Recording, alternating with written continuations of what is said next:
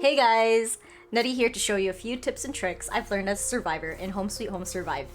If you don't know what Home Sweet Home Survive is yet, and if you're a huge fan of Dead by Daylight, this is another 4 versus 1 horror survival game made by Thai developers YGG Drazzle Group. Now let's get started. Tip number 1. Be sure to be aware of your surroundings. You should always pay attention to the type of chests around you. Ritual chests or regular chests. You should never be empty-handed and should always carry a weapon.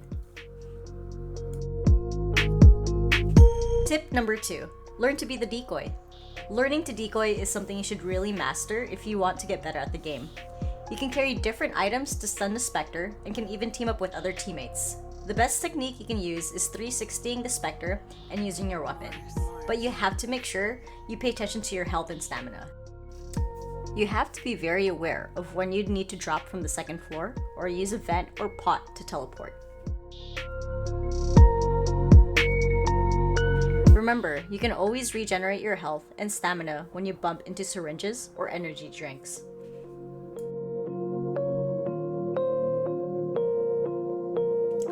Tip number 3. Make sure you mark however much you can on the map, especially the rituals. If you have a nail, you can always drop the nail next to the ritual and mark it to make other players aware that it needs a specific item. You'll find this method to be very useful when you find the incense and realize you or your teammate has placed the nail next to the ritual to further progress into the next phase. Tip number 4. Know when to use the traps. Plant any holy string traps you find in advance. It's best when you place these next to rituals, so it would delay the Spectre from getting anyone while performing a ritual. However, you can always help your teammate out if you see them in a chase by planting it in the area they're getting chased. The second trap, the scrolls, can always be used while being chased to help stop the Spectre. Tip number 5. Pay close attention to the souls on the map. As soon as someone dies for the first time, their soul will appear on the map and their card on the upper right starts counting down. Once the soul is picked up, the countdown stops. Make sure you grab the soul and revive them as soon as possible. If the Spectre appears while you're trying to revive the soul, just be aware of when you should drop it again, as it does get harder when you need to revive more than one soul. Tip number 6. Don't run in a predictable pattern. Calm down. You can often find yourself having the ability to hide behind doors, and if you decide to not move, the Spectre will just pass you. Outrunning the Spectre can also be pretty easy if you don't run in a straight predictable pattern. Make sure you slow down and really observe what the Spectre does to outsmart him or her.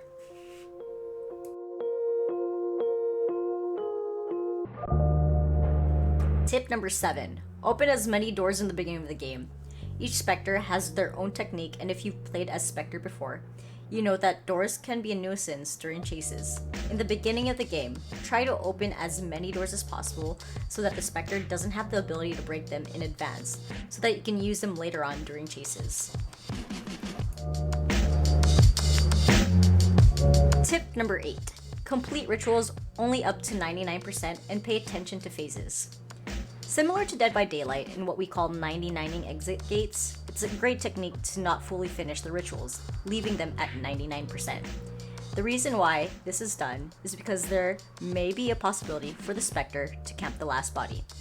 You should always pay attention to the status of the rituals so you know when you can fully complete a ritual. Tip number 9. Always drop items. You can always help you and your teammates out by dropping items you find in regular chests and random areas, especially in the middle or main areas of the map. Dropping a chaplet, holy rattan, scrolls, syringes, and energy drinks can help you and your teammates out when being chased, which will distract the Spectre and buy you and your teammates time to complete rituals. Tip number 10. Learn characters' natural ability and perk add-ons. Each character has one natural ability. Choose the character you are most comfortable with and learn when to use their natural ability. As you level up, you'll be able to add on 2 different perks that will help you throughout each round. Those are all the tips and tricks I have for this video. I hope it helped you out enough to get more escapes in the future. Thank you for sticking around, and remember to hit like and subscribe for more content. Until next time, bye! Will soon be on the receiving end of universal law. I'm calling on the meek and the poor to fight back and never forfeit. You have to